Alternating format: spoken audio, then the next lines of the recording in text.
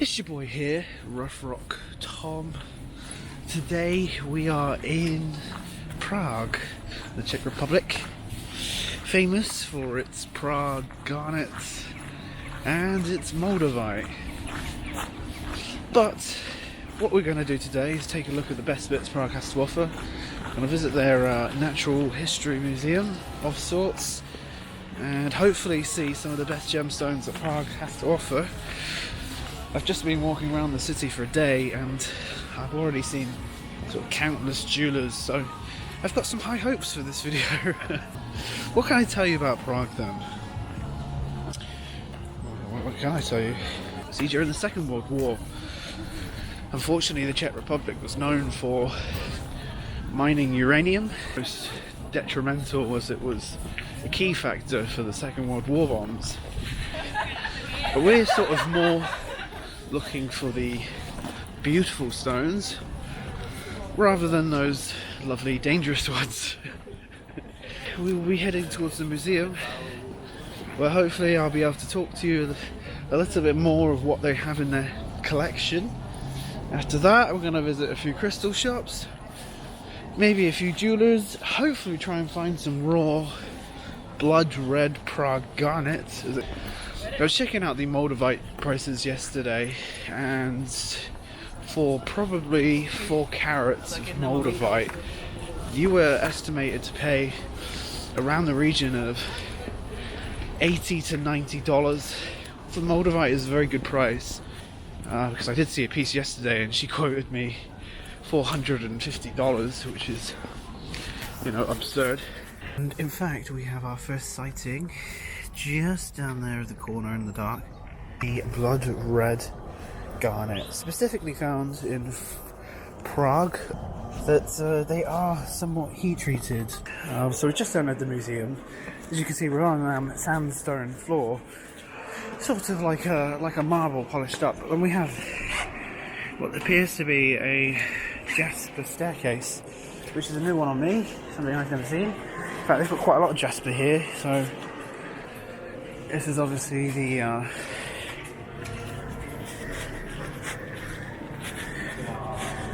heads of people famous section. That is quite stunning architecture.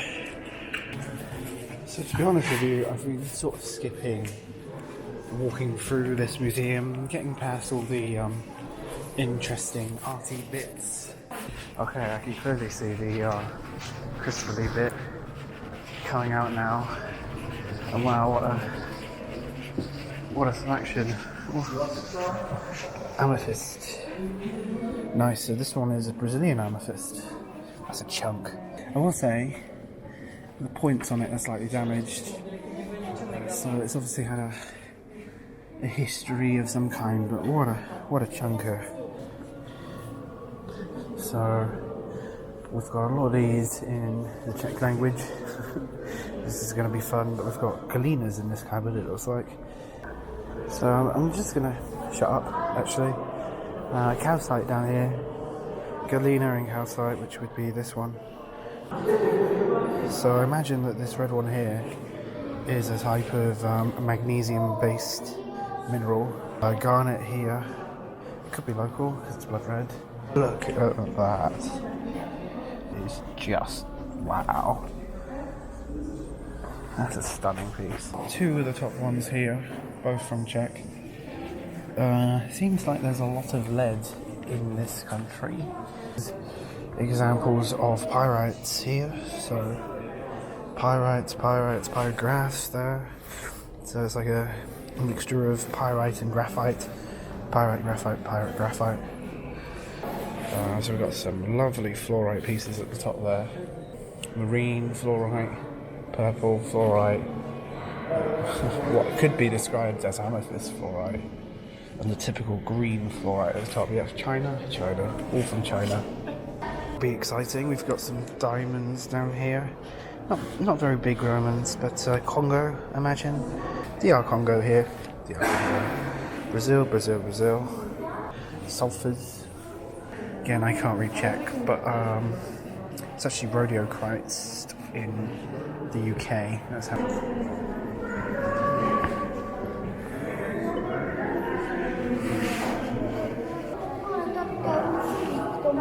So all of these are fluorites, and it just shows you how vast the fluorite can be. So we've got a couple of French ones over the top there, and English ones down here. Probably might have some blue john in here as well.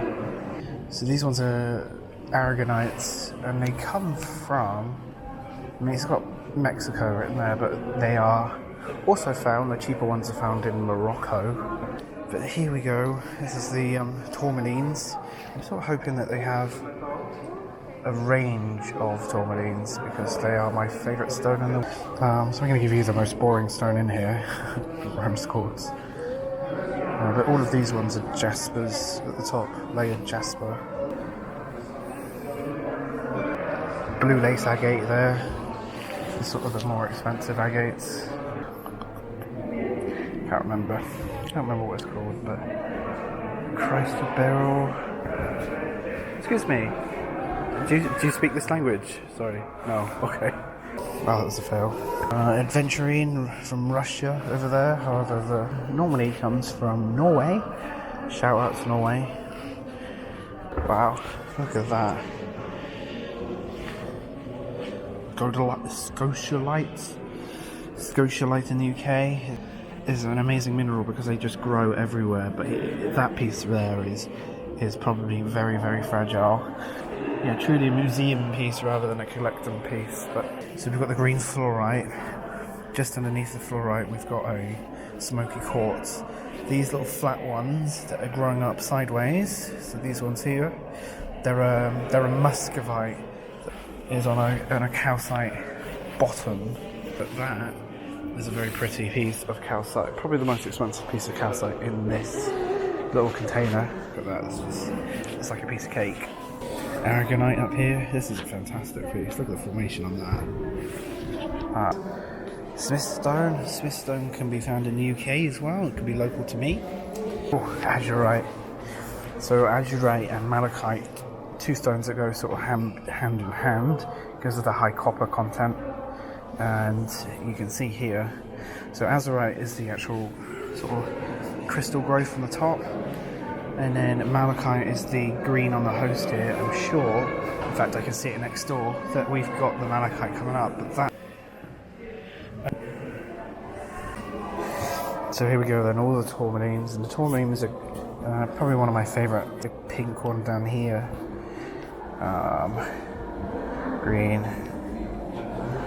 You know, quite frankly, this is the most popular bit of the museum. It's got kids here as well, so I'm trying to be careful to record. But yeah, it's a nice thing to inspire the next generation. So that one there is some rutile, as it's known as. It's obviously from here, which is nice. But you can just see that there's a vast selection. I mean, we've been in here probably half an hour already, I would have said. And a lot of these ocanites usually come from India. Yeah, we've got quite a few here. Epidot, look at the size of that epidot.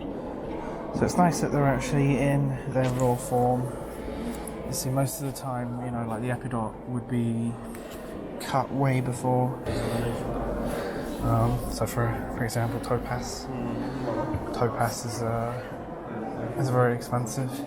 Up here, and some dumortierite. You don't see it very often, so I'm glad it's in here. You know, look at that for a giant piece of beryl. That beryl almost looks like petrified wood. It's a huge piece of calcite. So we were just talking about micas and not seeing many.